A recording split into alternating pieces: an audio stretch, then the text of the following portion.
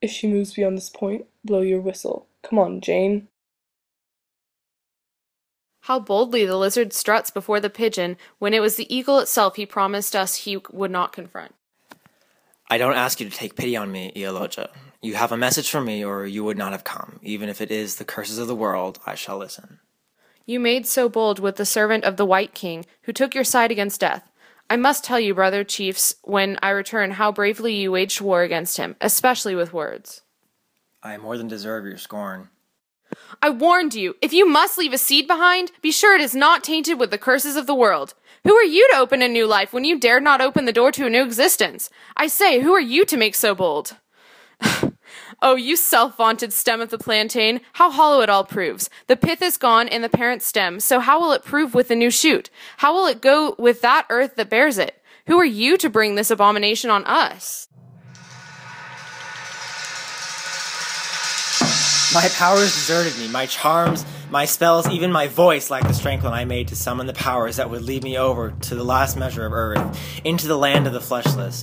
You saw it, Ialoja. You saw me struggle to retrieve my will from the power of the stranger whose shadow fell across the doorway and left me floundering and blundering in a maze I had never before encountered. My senses were numbed to the touch of the cold iron that came upon my wrists. I could do nothing to save myself. You have betrayed us. We fed you sweetmeats, such as hoped awaited you on the other side. But you said no, I must eat the world's leftovers. We said you were the hunter who brought the quarry down. To you belonged the vital portions of the game. No, you said, I am the hunter's dog, and I shall eat the entrails of the game and the feces of the hunter. We said you were the hunter returning home in triumph, a slain buffalo pressing down on his neck. You said, wait, I first must turn up this cricket hole with my toes. We said yours was the doorway at which we first spy the tapper when he comes down from the tree. Yours was the blessing of the twilight wine, the pearl that brings night spirits out of doors to steal their portion before the light of day. We said yours was the body of wine, whose burden shakes the tapper like a sudden gust on his perch. You said no, I am content to lick from the dregs, from each calabash when the drinkers are done.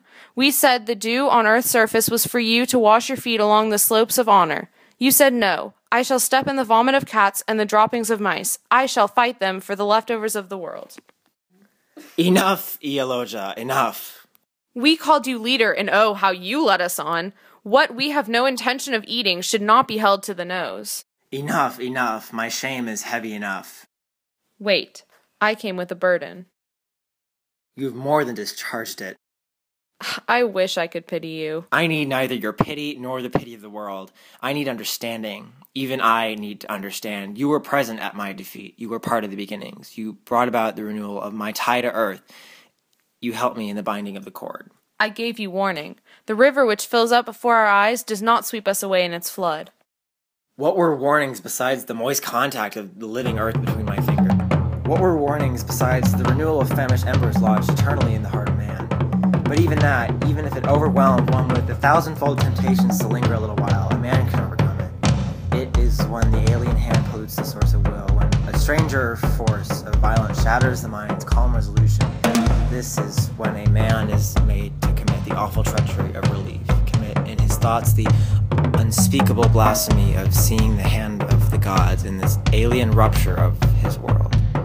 I know it was this thought that killed me and sapped my powers and turned me into an infant in the hands of unnameable strangers. I made to utter my spells anew, but my tongue merely rattled in my mouth. I fingered hidden charms, and the contact was damp. There was no spark left to sever the life strings that should stretch from my every fingertip.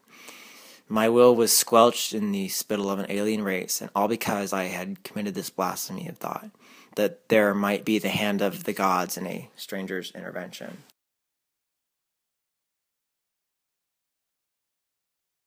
Explain it how you will. I hope it brings you peace of mind. The bush rat fled his rightful cause, reached the market, and set up a lamentation. Please save me. Are these fitting words to hear from an ancestral mask?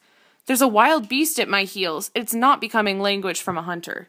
May the world forgive me. I came with a burden, I said.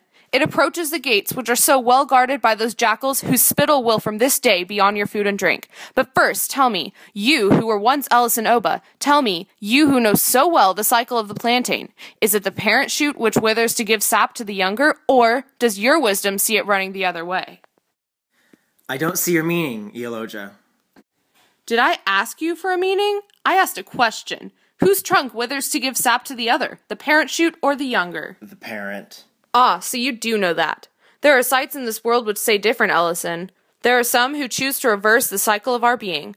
Oh, you emptied bark that the world once saluted for a pith-laden being, shall I tell you what the gods have claimed of you? What is it? Did they try something? She stepped beyond the line. Let her alone. She meant no harm.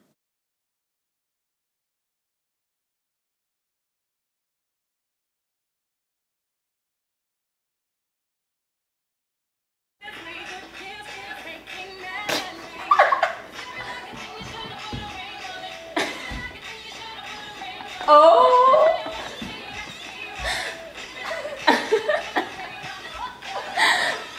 It's so good.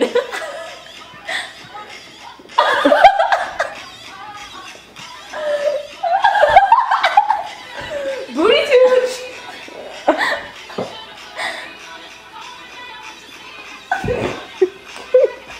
Okay, do that again.